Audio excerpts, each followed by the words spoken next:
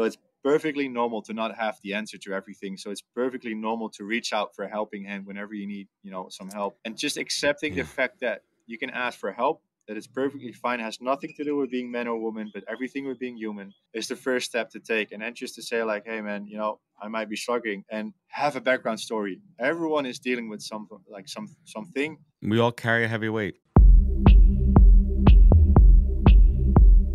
Welcome to the podcast, where we introduce you to incredible humans who share their journeys with the mission to inspire you to harness your own inner tenacity to drive your life and career forward. And now, your host, Adam Posner.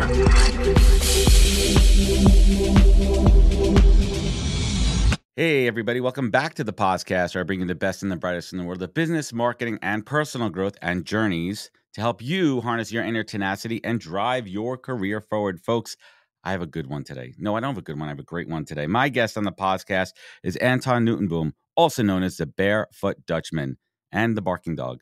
He spent 10 years in the Dutch Army and went on 3 tours of Afghanistan. After struggling with his own mental health, he ended up on top of a cliff in Sydney and witnessing firsthand what it does to others. He found his way out of it is now better than ever before because these experiences felt a burning desire to make a difference.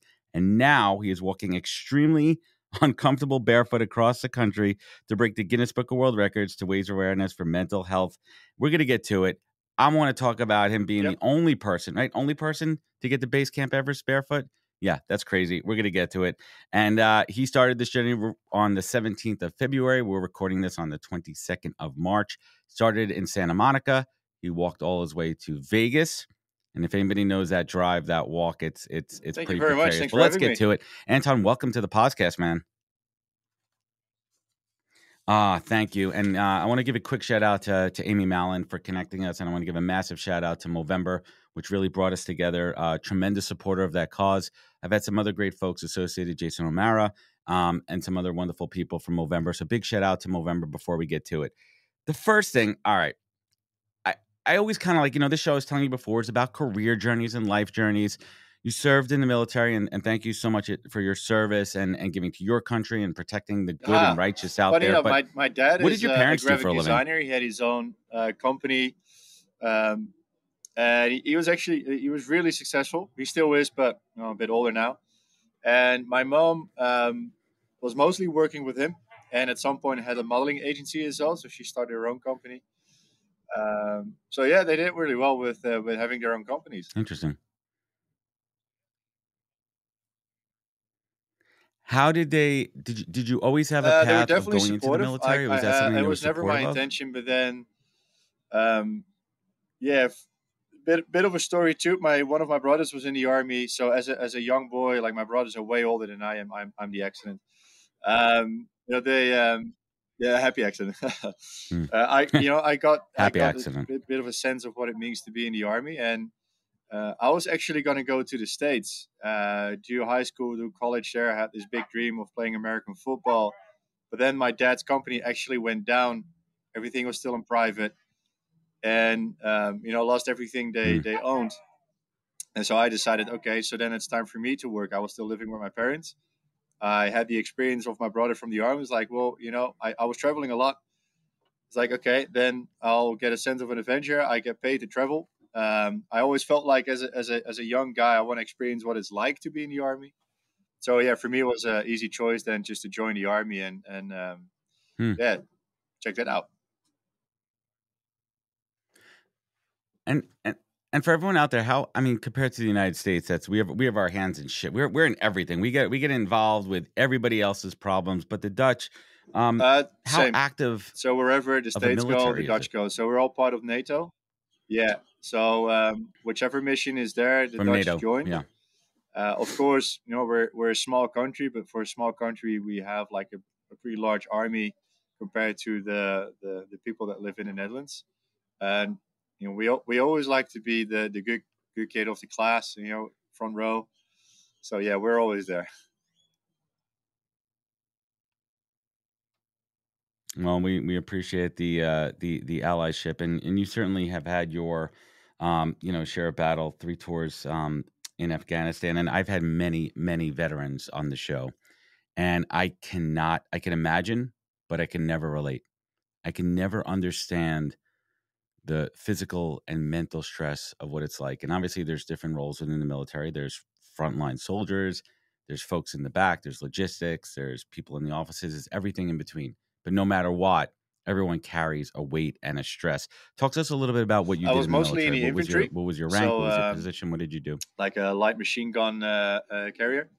I was, yeah, like I said, I was there for 10 years. I never decided to go up in rank because I knew going up in rank you get the less fun jobs. I knew I didn't want to have a career within the army. I was actually supposed to be there for 2.5 years. I ended up staying for 10 because I just had a good time as well.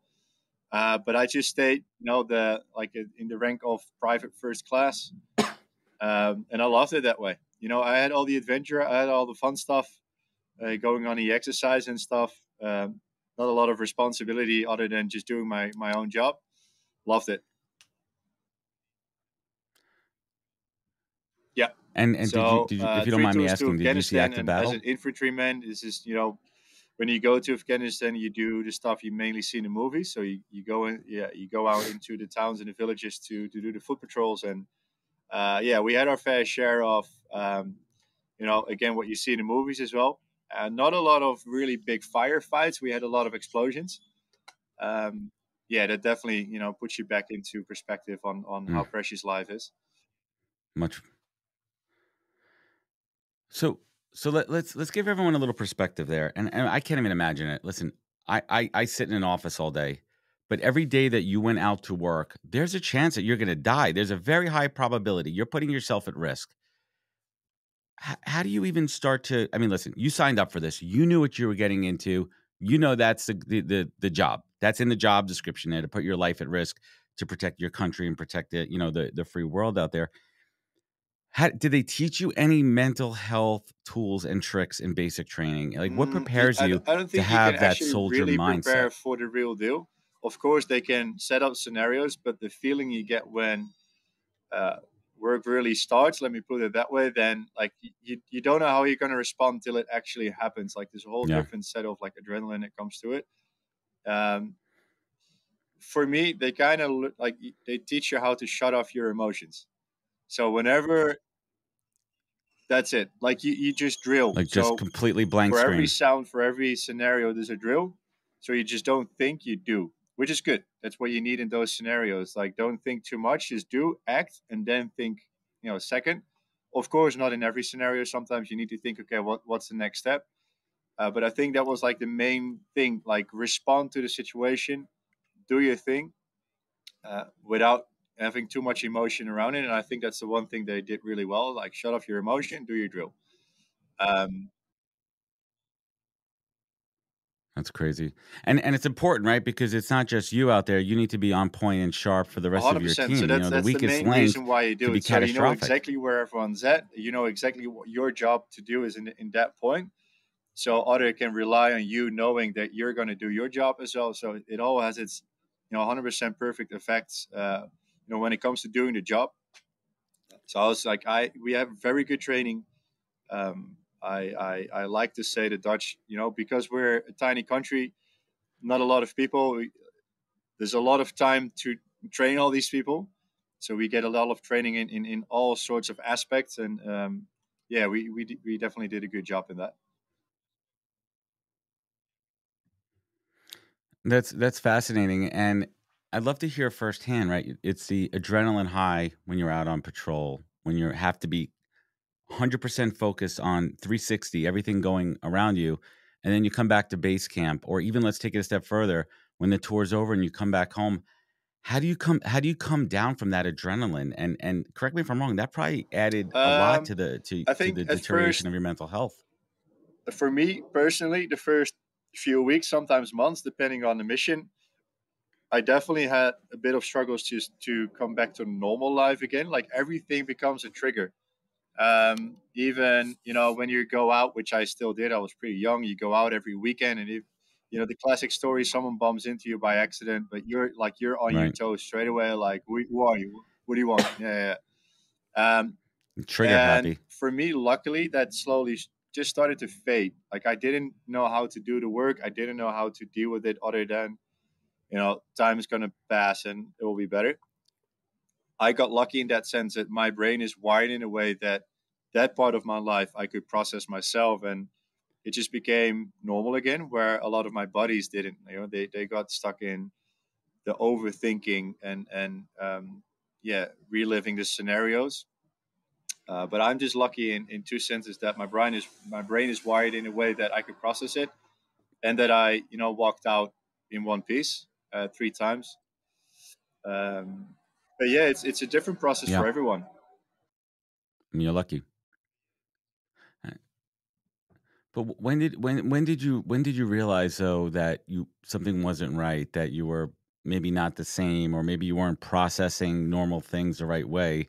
And I'd love to Yeah, so for kind of me, tell it that didn't story come when you're until on that much, hilltop much in later. It's like Sydney. years later. So after 10 years, I decided to leave the army. I was traveling a lot already, and while traveling, fully realized, the 5-star life I live right now in a luxurious country like the Netherlands. It's beautiful. I'm super grateful, but it's not my type of life right now. I'm a little bit more happy with a little bit less, so I got more space to actually live and go on these adventures. So sold everything I owned. Eventually started this trip in Australia, never left. And Wow. after a few years of living in Australia, I think for me it started with um, just everything that can happen in anyone's life. So for me, it was Murphy's Law. Everything landed on my plate at once. So I had a heartbreak, which is, regardless of what the background situation is, it's always one of the hardest things to have to go through. At the same time, financial pressure, because I did sell my apartment in the Netherlands, but definitely not at, the right time. But I didn't care. I was young. I was like, I was going to travel the world. Yeah, that's it. Which left me with a big Yes, you financial won't get debt. rid of it. Something that a lot of us have to go through as well, that financial pressure. And with that financial pressure, I came to the feeling, okay, because so now I'm stuck in this life that I have here. And I was working in construction, and not saying that construction is a bad job, but all of a sudden I was like, whoa, but this is definitely not what I left the Netherlands for. But really feeling stuck in that situation because of the No. financial pressure. And that got me thinking so much. Like I started to get in this negative downward spiral of just talking really badly to myself. I got myself in that position. Um, that my body Negative started to self-talk. respond. So Mm. all that negative thinking, my body started to get into this constant fight or flight. I didn't know back then, but like hyperventilating, panic attacks. Panic attacks became so severe, it started to feel like I was getting like a heart attack. And on top of that, all of a sudden I could just burst out in tears. And I didn't know where these tears came from. But as a guy, as a man on a construction site in Australia, showing tears was definitely a no go, of course. At least that's what I taught myself. Don't cry, man up. Which meant I couldn't work anymore. I couldn't come to work because I would just get these panic attacks. And not working in one of the most expensive cities on the planet, Sydney, meant I couldn't afford a living anymore. And at 31 years of age back then, and age doesn't matter, it's just a number, but it definitely can feel like it sometimes. I ended up uh, No. having to move into a hostel, a 6-bed dorm room, and just laying there in my bunk bed and sliding into deep depression. And at that point, I realized I completely lost my own Mm. identity. I just didn't know who I was anymore. Like, I didn't know when I left the army, I actually left my own identity. For 10 years, all I had to do is, But why? But why? yeah, It was yeah. so tied, right? Like your And identity like, was tied to being a soldier. You didn't have that self of who exactly. is Anton outside of the army? Who is Yeah. Anton in the Like, world? for 10 It was years, all just you have about to do is when you were put there. on a suit so you can pretend like you're a bush. You have this very goal driven life. You're always working towards something. And now all of a sudden, I was like really free, which is like a good feeling, but I had no sense of direction, no Mm. sense of what I could do. So yeah, like It's all of heavy. all of that came together, and yeah, I really got stuck in this negative thinking, and I didn't know how to deal with that. It got to the point where How bad did it get? um, I I didn't feel anything anymore. Where I was usually the point where like, other people would come to me if they had problems, because I was always the guy full of life. Like, look at how beautiful this view is. Look at, because Mm. of Afghanistan, I knew life could be over within a second. So I was fully appreciating it. And now I was this empty shell. And I was getting frustrated because I was living in Sydney, the most beautiful beaches in the world. and I knew I had to feel something, but I didn't feel anything anymore. And the people around me, all my friends, I started to push them away, or they just didn't really want to be around this negative cloud. So I wanted to feel something, and I decided to hike up to this cliff. Sydney, all of Australia, but especially Sydney, has these beautiful viewing points on top of a cliff. Just to go there and feel, to enjoy something. And I climbed the fence, and which you do there, like it's quite normal to enjoy the view. And as I got closer to the edge, again, I didn't feel anything. And instead, I looked down. I could understand why you can take that very last step. And saying that, I didn't feel like I want my life to end. I didn't want to die, but I just wanted that pain and that long, dark tunnel ahead of me to stop. Um, and luckily, the thought process scared me a lot, and I stumbled back and I climbed back over the fence. And there's a very long fence, and like every few meters was a sign saying, if you're in mental distress, call Lifeline. We're here 24/7, because there's a lot of people that actually do end their lives there. And there Wow. was, yeah. But funny enough, even It in was a that sign. moment when I Literally, read that it was a sign, sign. still on the inside, I was kind of like laughing to myself, like, mate, you don't have a problem. You're a man. Like, you'll solve this yourself. And yeah, exactly. Yeah, Toughen up, right? exactly. You're better. You're Yeah, thicker than this. You're yeah. trained That's for what I this. Get thought. over this shit. Toughen up. No.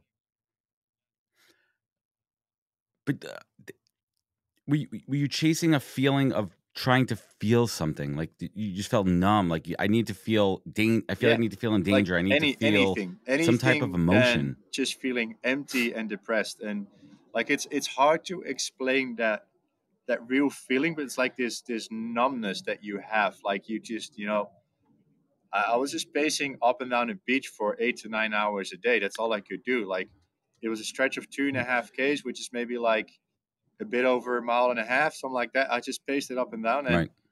that's all I could do. That's all I could do. And I would just come back to the hostel. I would sit on the couch. There's a Mhm. living room with all these, young backpackers around.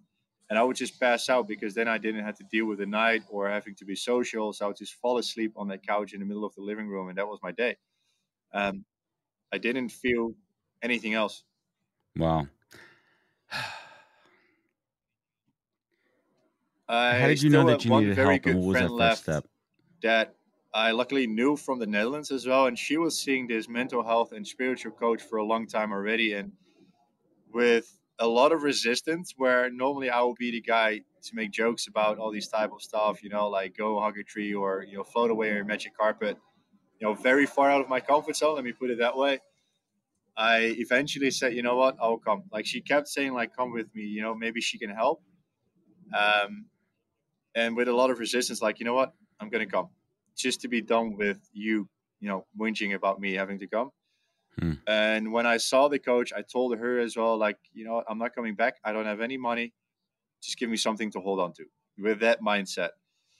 Um, and she did. She gave me two things. One was a book, Mindfulness, Finding Peace in a Frantic World. And the other was an app called Headspace, a meditation app. And again, with a lot of resistance, I started to do things like, thinking by myself. I had to chew on this raisin. I will never forget. I had to chew on a raisin and go through like all the senses. I was like, what the hell am I doing? I'm Raisin. chewing on a raisin. Yeah, It yeah, was focus, yeah. right? It was And focus. and and It like was with the focus meditation, all exercise. of a sudden I had to find a quiet spot by myself. And I was thinking, like, this is the last thing I want to do, right? I don't want to be by myself and just be with my own mind. Um, but then I can't meditate. after a while, I started to realize, but hey, I'm pretty sure I just didn't think about my own problems for a few minutes. And that was that first moment I started to Hmm. realize, okay, so this is doing something. What else can I do?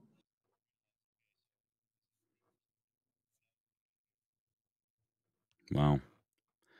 It's awareness. It's recognizing. It's building a support team. So when was that switch that went off that said, you know what, I got myself in a good place, and I want to raise awareness and help others, and how else the fuck am I going to do this? I'm going to walk barefoot. Like how does that even idea come to your mind? Did you have other ideas that you wanted to help? Like you got yourself in a good place, you wanted to spread the good word. how did you get to the point of the idea of Yeah, oh, it's a bit of a very, story. very So, long barefoot when journeys? I started to come out of it, That's what we're well, here like for, man. That's what we're here for. We're here for the stories. because I traveled That's so much, I always, fully realized how lucky and blessed I am to be born and raised in a safe country like the Netherlands with all the luxury that we have. And I always felt like one day I want to do something back for people less fortunate than I am. And coming out of that, I wanted to treat myself for doing the hard work of coming out of it. And traveling was always, the best gift I could give myself. So I decided I wanted to see Nepal. I wanted to see the highest mountain range on the planet. I want to see the highest mountain in the world. And by going to Nepal, I figured, okay, these people, are definitely not living on top of the world. They might do in the mountains, but they definitely need some help. So I want to do something for these people. And one last ingredient was that the army, really teaches you a lot of things. But what they definitely taught me is all that whenever you think you're tired or you're hungry or you can't go any further, that's when they say you're only at 10% of what you can actually achieve. And by constantly physically and mentally challenging you, they make you feel that you have, you got so much more power than you make yourself believe. And I lost pushing. that feeling. So I wanted to feel that again. So I wanted to physically and mentally challenge myself again to feel that power inside me, but also share that with other people. So I decided, okay, I'm going to do base camp of Mount Everest because, that might be a little bit of a physical and mental challenge. Well, let's also put that in perspective for everybody It's out in there. meters, Even it's base camp, what's the elevation of base camp? 5,364 meters. Which is almost higher than any peak here Yeah, in the States that you could even think about. First, you got to get to yeah, Nepal, which is a trek in itself and paperwork and everything. You fly into Kathmandu. Kathmandu, hectic. I've watched tons of Yeah, documentaries. Is yeah, it's beautiful. it's pretty much a third world country, right? It's pretty epic, right? There's a ton of poverty out there. The main industry is Yeah, Everest tourism and with legacy and lineage of it's very Sherpas, poor. And of but course, they had the earthquake in it's a poor area. 2015, which completely destroyed everything as well. And not really having the right Oh, means or financial needs to rebuild like that quickly. Um, and then yeah, base camp. People do it. It's a trek, but not everyone makes it. You got altitude sickness. Yeah, it's just a base oh camp. yeah, it just hits Yeah, you, it's and like you can terribly train as much as you altitude want, sickness but is if it awful. hits you, it hits you. So, but then still, I was thinking, base camp Everest, yes, it's a physical and mental challenge, but it's not very out of the ordinary. I was thinking if you want to raise funds and awareness for something, you're going to have to come up with something better than just walking to base camp of Everest. And living in Sydney, living in Australia, walking barefoot is a little bit more in the culture, like I was just walking barefoot without thinking about it. That's it. And It's what people one of do. these days I was just walking home barefoot and all of a sudden I thought by myself, you know what? I'm pretty sure no one's ever done base camp on Everest barefoot because why would you? Like it's super uncomfortable. It's going to be painful. It's going to be challenging. And as soon as I thought about challenging, that's like when that eureka moment came. Like, okay, I'm going to be the first person ever to do base camp of Mount Everest barefoot, and that's going to do the trick of getting the attention to raise awareness and funds. And yeah, did the trick. Uh, of course. No, not really. Did I anybody mean, try to talk you out of it? by that time as well, like people knew, They- especially before I got into like my mental health chapter. I am an adventurous guy. I love seeking, the edges and, traveling a lot, always looking for different things to do. So they knew as well they could, try to talk me out of it, but they kind of liked the idea of,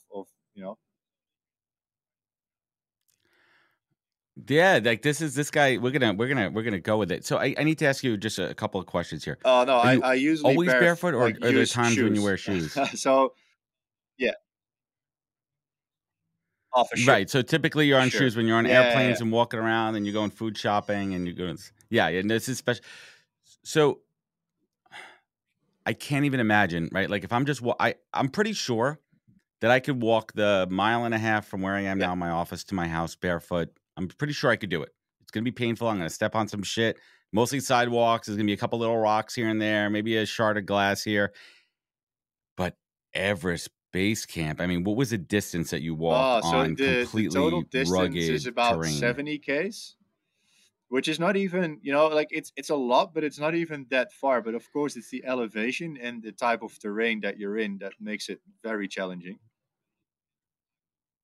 So there's Set like, it up. let's say, What were three you walking layers. on? So the first base layer, when you land on Lukla, which is known for being the most dangerous airport on the planet. Um, it's like a very short runway on an I've seen it. angle. It's crazy. But like a lot of accidents happen there if there's any cloud, they're not flying. So it was like an adventure already. And the first, like, let's say, layer was, a lot of towns. It was like sort of a normal, walking track. A lot of people go there. It's mainly mud, donkey, horse, and yak dung. Like just poop. And at first you would just, yeah, shit everywhere. Like they're not Ugh. being taught just to, Just shit shit outside everywhere. of the path. No, it's just right on the path. And at first you try to avoid it, but at some point it's No. like, well, I'm doing extra mileage right now. Like I might as well just walk through it. And it actually became pretty soft on the feet. It's actually moisturizing, right? That's pretty. Yeah, Well, it's yeah, actually exactly. It's quite good moisturizing, for the right? That's skin. part of your foot care routine. Don't recommend doing that on the streets though. No. But No, not in New York. yeah, he needs attention. Your friends again. will look at you funny. They'll be like, "This guy needs some help." Yeah, here he goes again. Look at Adam walking through the horse shit. There he is. But then you, like, the higher you get, like the less oxygen in the air, so the vegetation starts to disappear, and it becomes a bit more, bare rocks. And that's when it becomes like a whole lot more challenging. And temperature wise, I waited until the end of the season, so temperatures would go up a little bit. But at some point you get to like the highest bit. It's just bare rocks and ice. Like the ice was not on the actual footpath itself, like it was on the sides, but still, cold. It was challenging. Well, I mean, it's tough as you are, though. You can't. There's certain scientific facts that hypothermia will kick in at a certain point. Yeah. Exposed skin will be suspect to that. How did you protect your feet against hypothermia? So like when I started in the morning, like I needed 20 or 30 minutes for my feet to actually just, I think the blood flow, would start and your feet actually warm up a little bit. So I just had to push through that first bit. And as soon as I had a pace, it was okay. I think I got lucky with the temperatures. Like in the morning, the ground was still, frozen, but during the day, the temperature would go up. So I was okay. And it was dry. If it gets wet, then, you're screwed. But that's important. It was just a really dry cold. So I was okay with that. I think the biggest problem is when your feet are that cold and they're so sore, all the rocks you step on, there's a lot of Dutch curse words that, I'm not going to explain what they mean, but they were going through that entire valley every single day. Is that the pain you were chasing? You don't want the pain, but at the same time, that's the pain that makes the physical it into and mental challenge that gets the attention. If it was going to be easy, then we wouldn't be sitting here talking to each other. It's the fact that it's so out of the ordinary and so challenging that also shows that our mind and body is so much stronger than we make ourselves believe, and going through that hopefully shows other people as well that regardless of what life is going to throw at you, physically and mentally, you're so much stronger than you make yourself believe. Yeah. Hey everybody, I want to talk about a product and platform that I absolutely love, and our latest sponsor, Interseller, the prospecting and outreach platform of choice for recruiters and sellers. Whether you're doubling down on business development or recruiting talent, Interseller does all the heavy lifting of finding contact data, automating the email and follow-up process, and syncs all that rich data into 20 plus CRM and ATS platforms.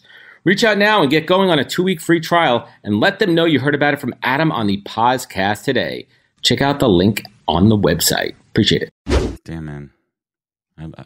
I love it.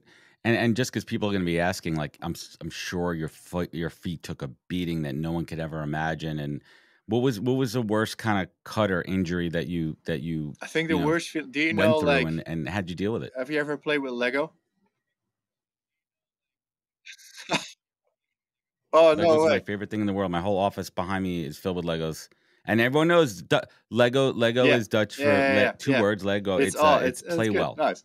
So like You remember, like, like when there's that one loose of oh, 40 years it's of like, playing Legos, my friend. 40 years of Legos. yeah.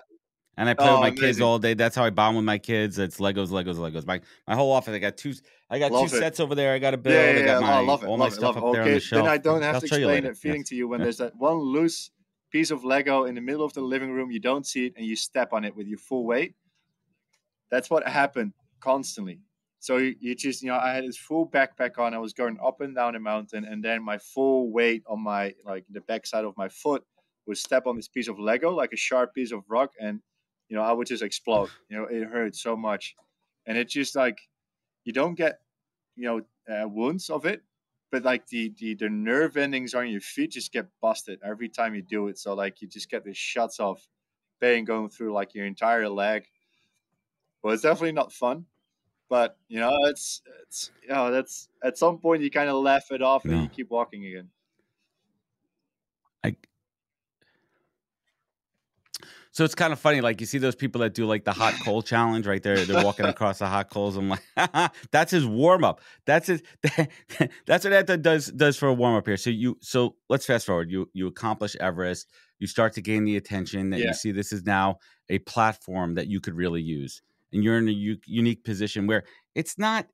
No. It's not about the world records. Oh, yeah. And I'm sure they're a good bar Yeah. story, right? They're a good story to tell, on a date or a bar or to your buddies, right? That's kind of cool. Like, hey, I'm a Guinness Book of World Records holder. It's Yep. also like you're the stupidest motherfucker out there for trying to walk Everest, right? Like, but now we talk about taking it to the next level. How did you align with the Movember movement? Yeah. And So, I want to get into why that's so like powerful and that base important, camp and Everest then was we'll get like to your the mission you're typical on now. Hollywood movie moment where when I reached it, I touched this big ass rock that was there with the height, and I fully realized I got something here. It's as simple now, like I call it a paperclip moment. It's as simple as using your two bare feet and willpower that can create a change for Ah, someone else. So that's pretty much where the Barefoot Dutchman is born. And coming back from it, I still had things to deal with. Like, I wasn't fully out of the clear, and as I started to process in my own, um, you know, right. coming out of it, I started to dig into the numbers of what mental health actually means, and especially men's mental health. We still live with this very outdated belief that showing emotion and vulnerability is a weakness. Don't cry, man up. The opposite is true. It's courageous. It takes courage to speak up, and I I felt as I was thinking about it, and as I looked, like in Australia, for example, it's the number one cause of death for men from age 15 to 45, and that number is rising. It's the same in the Netherlands. Oh, same. Not even heart disease. And Not even same more in the than heart Netherlands. Same disease. in America. It's, I think, right now the Oh, number two or number three cause of death. Yes. after gun violence in the U.S. Yeah, That's a whole again, other freaking. like That's a a whole lot other of story, things that but happen tied to here in the mental US health, are related to nonetheless. mental health, but it's not like the main cause. But I know in the States, every 14 minutes, one man dies of suicides. Worldwide, that is one man every single minute. So every single minute of this conversation, we have lost one man, and it's preventable. Like it's I crazy. can't even. I can't even wrap my head around that, man. I can't even like you. It's preventable. Yeah. It's listening. It's being an ally. It's looking out for your buddies. I mean, I think that's the biggest thing too. And luckily, I'm a very I'm very connected. I do a lot of men's work. Involved with men's circles and all that kind of stuff. So I'm very attuned and listening and close to my friends and saying, hey, it's not about machismo and being all Yes. manly and everything, but like let's talk about it. Get it out there. Listen to your friends. Like maybe they don't want to talk to their wife, spouse, Yeah. partner, or coworkers, whatever. So be there for them and find a way to touch base with them. And it's not like, hey man, it could be as simple as, hey, just checking in with you. Like, are you That's good? it. Like things okay? That's it. Like I'm here for And you. Like how can I sometimes help you? when we see a mate that he might be struggling, you never know. Like on the outside, it hardly ever tells, but sometimes as a good mate, you can feel. But then we feel like, oh, I'm not sure if I'm allowed to ask that question because I haven't been through anything big enough or something like that. But always ask the question. You don't have to be a psychologist or a mental health advocate or whatever. Like just ask the question, um, and you don't need to have any perfect answers. Just for that person to have a listening ear or someone just to vent to is everything that's needed in that first moment to be heard, be seen, be felt, and on the other side as well, like I know how hard Yep. it can be to speak up and to firstly accept that you might have something to work on. The accepting bit is the hardest bit, I think, because we just like to think, we don't have problems, but it's Yes. perfectly fine to have a problem. 100%. We all do this life for the very first time, so it's perfectly normal to not have the answer to everything. So it's perfectly normal to reach out for a helping hand whenever you need, some help, and just accepting the fact that you can ask for help. That it's perfectly fine. It has nothing to do with being man or woman, but everything with being human is the first step to take. And then just to say like, hey man, I might be struggling, and I in the Netherlands we have a saying like, I will put two hands in the fire for it. Like just knowing you're very sure about this, but I know for sure as soon as you do, one, you feel like that first sense of relief, like, oh, it's out of your system, and two, you'll find out that everyone in your close friend groups or family have a background story. Everyone is dealing with something, Hmm. like something. That's it. It's perfectly normal, and We all you'll feel carry a like heavy weight. immediately like you're not alone. You're not alone in this process. You don't have to do this by yourself. So um, to to show that to other people, if there's one thing I learned in the army, is lead by example. So I learned all these facts, I learned all these numbers, I learned all the tools myself to deal with it. And I wanted to lead by example. I wanted to create like a safe space for others to feel like, okay, but if he can do it, then I can do it. And that's how we work as men. When we see another man do something, oh, I could do that. If we see a pilot land a plane, it's like, oh, I can land that plane if it needs to. Like it's how Yeah. we work. So I wanted to create that safe space. And I had these two bare feet. I was living in Australia, and I decided, okay, I'm gonna walk the entire east coast of Australia barefoot. Turned out to be a Guinness World Record.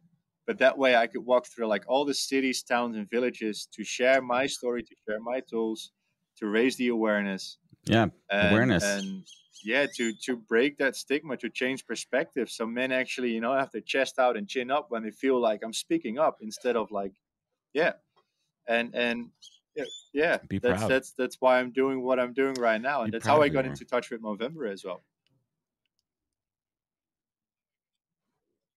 I love it. I got to hear like one thing. Like how many? Oh, geez, I can't imagine what. Like Australia. I want to go to Australia. It's on my radar. My kids are little. I want to wait till they're a little bit older. But they got some scary ass fucking snakes and spiders Yep. there, man. Like they have stuff you can't even imagine. Like I live here on the East Coast in New York. We get maybe a couple of Yeah. spiders and shit here. Like maybe a crazy raccoon or a cat or something. But it's a Yep. whole different nature set down under over there. Like. You're walking like those things come right at your feet, man. At least like if you have shoes or sneakers on, you got some kind of barrier. But like, tell us just one crazy like animal, Well, snake, bug I kind of mainly story, saw man. When dead you're snakes walking, because they go on a road to warm up at the start of the end dead of the day. snakes. So after 100 dead snakes, Oh, they get and smashed. they've got the most poisonous snake in the world in Australia, and they got the most deadly snake in the world, which is two different things. Yeah, yeah, and they're all out there. I saw Great them dead on fun the side of the fact. house. Like, yep, I know they're there. I had to pitch my tent next to the highway every night, so I knew there was somewhere around my tent. But I only saw that one, so at some point I just I kind of lost that fear a little bit. The craziest story is actually about men's best friend. I love dogs. They're my favorite thing on this planet. Oh, But in Australia, they bred this new, right. is that right word? Bred, yeah. This other type of dog, which is used for Yep. hunting. Bull Arabs are the names, and Uh-oh. it's like Like a wolf, I don't know, like a like it's like wolf dog all sorts of kind of hunting dogs into Wolverine. one massive cow of a dog. Like it's like a calf, like the side of a calf. And I was, Sounds safe. crocodiles is a thing as well. So I could only go into this river, like these creeks, to swim, cool down a bit if locals told me. Yeah, Yeah, just yeah, throw in the yeah, exactly. crocodiles and Like I those mean, big jacked up kangaroos that'll yeah. punch you in the face. And then they'll kick you in the No, you'll junk. love it. Like You'll that's love it. terrible. What You the never hell's want to wrong go with home. Australia? I don't want to go there. I changed my mind. Yeah, I went into one of these creeks that I got told like you can cool down there. It's nice. There's only freshwater crocodiles. They still get up to like 3 meters, but they won't eat you. So I was in there, and maybe. They'll take your arm off. Yeah, I'll just wrestle them. That's okay. But Punch him in the I face. got at some point I turned around. I had Yeah. this trolley that I had all my camping gear in, and Yeah, Wilson was his name. Yeah, And I've seen you pushing that. Yeah. Wilson from And yes, from the Tom Hanks movie. I got my swim shorts on, so I put all my clothes in a bow in my hat I was carrying every day, and I turned around, and all of a sudden I saw these two massive dogs just barking, standing there, and I thought they were just really excited to see me. So I got out of the water, and I wanted to walk towards my trolley that was standing there. And I took a few steps towards them because I thought, like, I want to pet them. That's what I do with dogs, with all of them. But I know that I've been with dogs my entire life, and I know dogs' behavior as well. And I realized straight away after 3 missions in Afghanistan, this is probably the most, I'm not sure if I can say it, but fucked up situation I've ever been to in my life. Like, oh, definitely You not. thought They these were dogs were like, ready I to saw kill. They their were just behavior, not like backing away. like the foam was just going everywhere, like, and they were getting into like their hunting behavior. No, So these are the rabid youngest dogs. one was going to one side, the older one was going to the other side, and I know the first one always like latches on, and they will start tearing the flesh, and the second one goes Oh, for your man. throat to kill the animal. And I knew now this is what was going to happen with me. There was nothing I can do to it. And they were like getting closer and closer, and I had my hat with my clothes in one hand. And at some point, I from my training, I know, okay, what's your breathing? As soon as you slow down your breathing, you get more clarity. You know what to do. You get your focus back, and Focus. just in time. So the first dog went for my arm, and I knew how to like press my head with my clothes in his mouth. And I let go, and I just made myself as big as I could, and I started screaming, like making sure he knew I was not like a kangaroo. And for 1 second, that they backed off for a little bit, thinking, okay, what the hell is this for some weird of animal? And that was my moment to like keep looking at them, but take a few steps back into the water. And I got really lucky. For some reason, they ran off. So I think my scream was pretty good. Um, but usually they don't stop until an owner says stop. They start like tearing flesh until owner says stop. But there was no owner, so I think maybe they heard something and they ran off into the bush. I don't know what happened, but I got lucky there. That's for sure.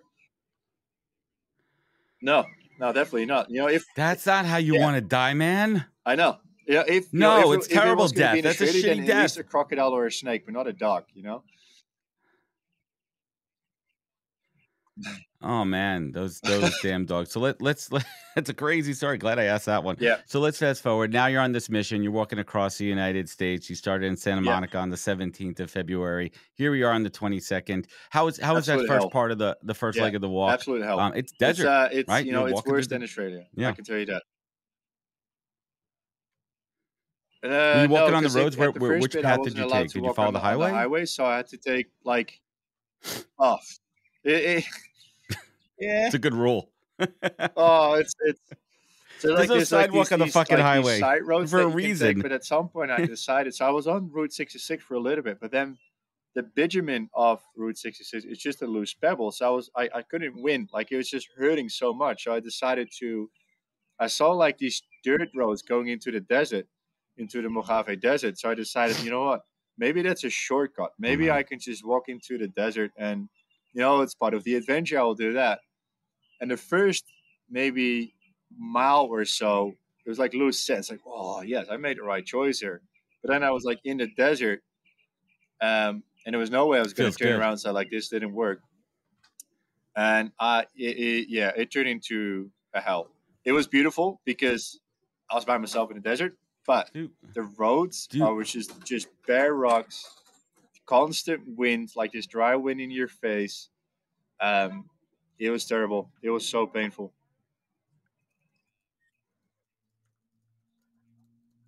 Do you carry like what's in your sack? Are you fully self sufficient? Like, do you Yeah, have all your water so I have with a you? crew Do you have a following crew me. So following I you? got like a crew of 3 and 2 camper vans this time. So not just pitching a tent anymore, just living in a camper van.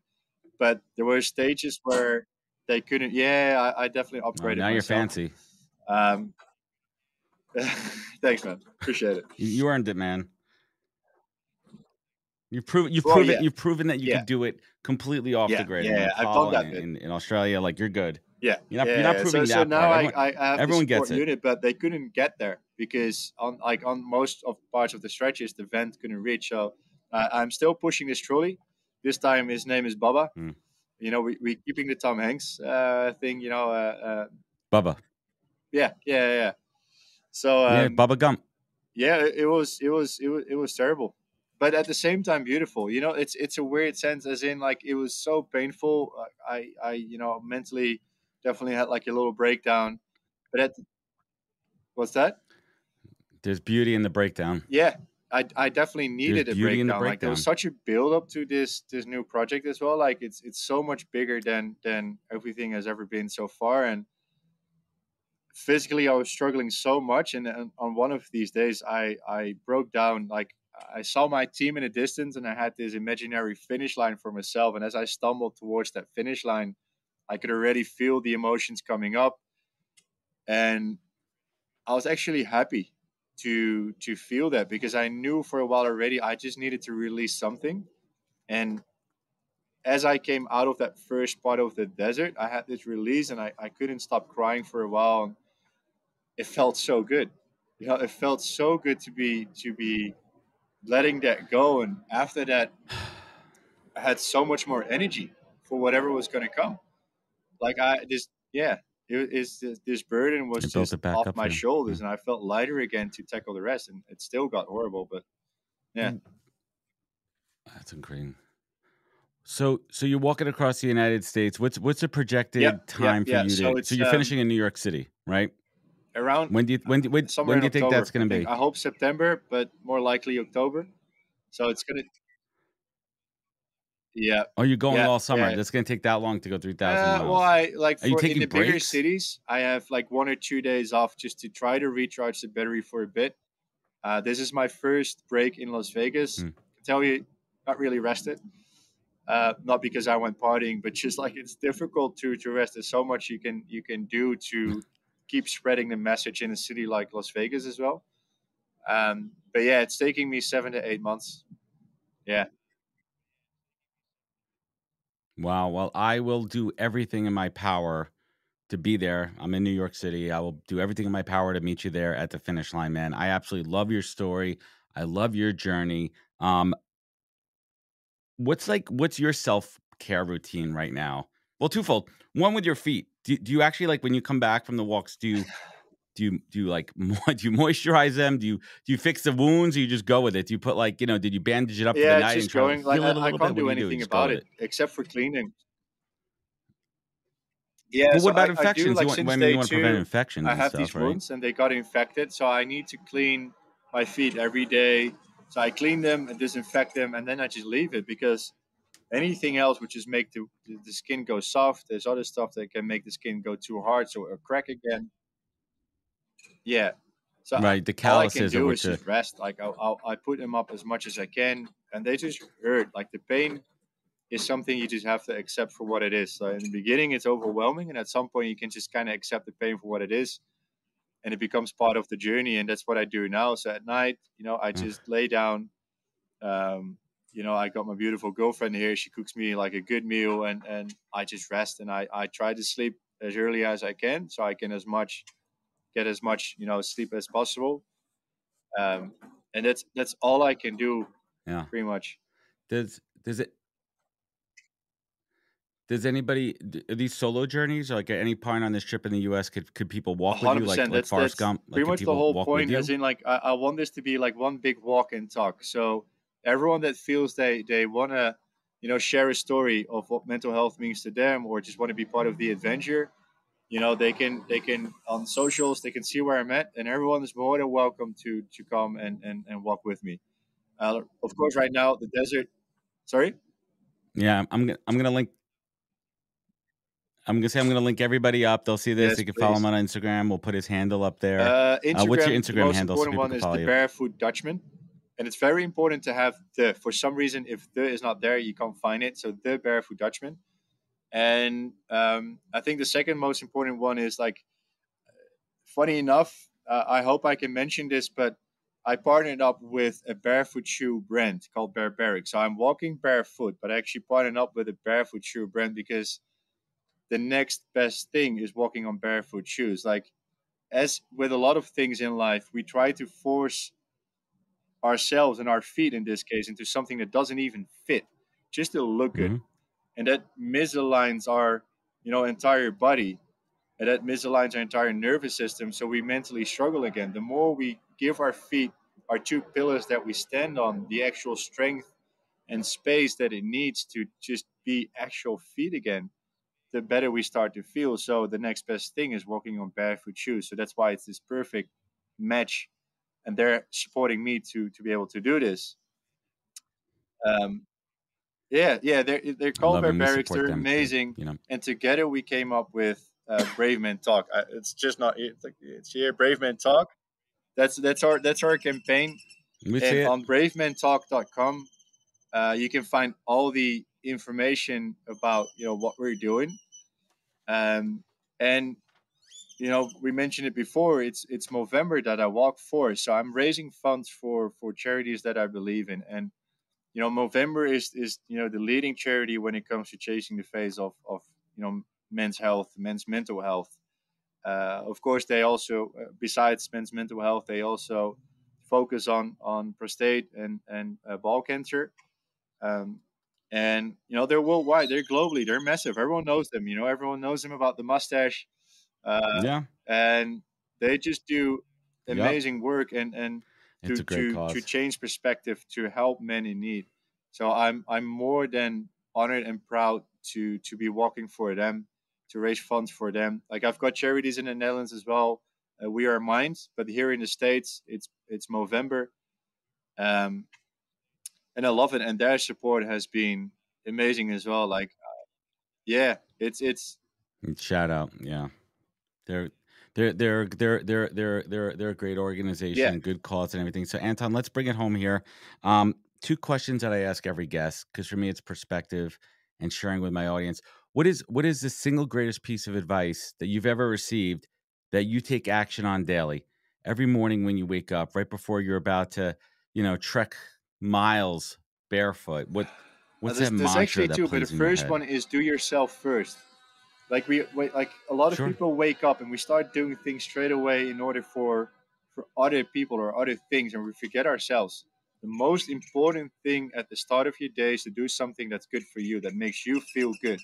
And if you start your day with, even if it's a small meditation, or just take time for your breakfast, or do a little bit of breath work, something that's good for you, then your day is so much better, because you can always say, like, the first thing I did today was something for myself. So the first thing you do is do something for yourself. I love it.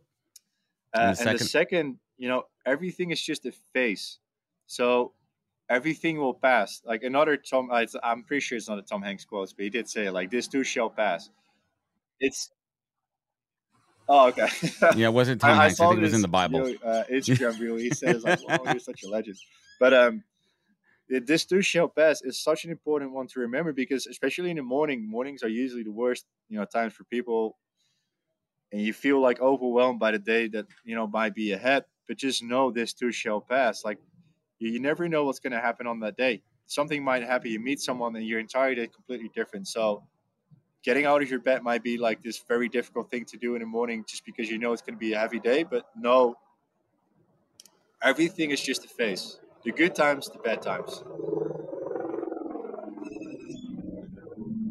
Yeah. That's powerful there. Yeah. And as this helicopter above you, and I don't listen, I rarely talk to folks outside, but this is a special circumstance, so we're gonna let this one go, and kind of everyone listening, it works with the guy I'm talking to. This guy's an Oh, outdoors, he's an outside cat. He is not an inside cat. Trust me, this guy is he is all outside, and he probably doesn't I got even my like moments. being inside, if I had to guess here. Maybe occasionally that he does it, he has his moments there. But Anton, last but not least, you look back on those darkest moments, man, when you were in your shit pit, when you were at the bottom of that well and you had to claw, climb back up mentally, physically, and you had to reach down and harness that inner tenacity and pull you up. And at the same time, you sit here with gratitude, respect, and purpose as mission to raise awareness. What is your beacon? What is your Oh, I focus? love that What is your question. North Star in life? I think it's very cliche, but I think it's life itself. Knowing that, you know, like I said before, I know like we have to go through these phases to actually enjoy life even more. And I'm fully enjoying life. And I know there's so many more things I can do. Like I fully love life. I want to do so many things. I want to see so many things, meet so many people. And that's my light. Like Love it. I'm always like constantly, I'm appreciating where I'm at, but I also know there's so many more cool things to go to. So I think for a lot of people as well, we kind of get stuck in this bubble and we don't really move anymore.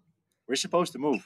We're supposed to meet new people and see new things. So go out there, like go outside your comfort zone, go outside the bubble, explore, and that sense of life, that fire, that passion will come to you as well. Absolutely love it, man. I love your story. Your journey is incredibly inspiring. You make me feel like such a wuss when I complain when I stub my toe or if I step on a Lego. And like, I mean, honestly, the pain of stepping on a Lego might be the worst. I mean, listen, I have tattoos and shit. There's nothing worse than stepping on a Lego because you're not expecting it. Yeah. That's the whole thing with the Legos, right? And they sell funny Lego shoes now. It's everything too. But your mission is incredible. I want everyone to visit Movember.com. If you or someone you know is struggling, please get them help. Text the Suicide and Crisis Lifeline at 988 here in the U.S. That's 24/7 free and confidential help.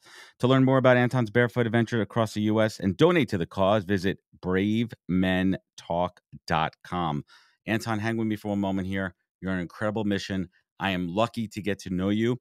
And my audience, please contribute. Look out for one another. It's incredibly important. And this has been awesome.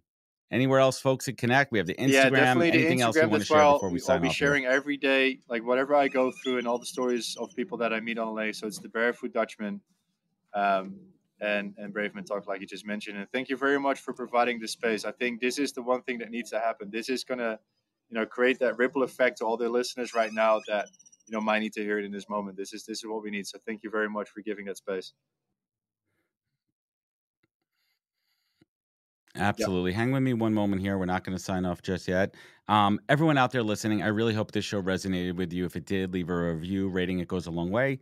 You know where to find out more at thepodcast.com. Follow us on all the socials. Remember, be good to yourself, look out for one another, and catch us next week on another great episode of the podcast. Take care, everybody. Wisdom is forever, but for us, it's time to go. Thank you for joining us. Luckily, we'll be back with our next episode soon, jam-packed with more incredible humans. Thank you for listening, subscribing, and sharing. To join the conversation, search the podcast on LinkedIn. And to catch up on past episodes and more info, please visit www.thepodcast.com.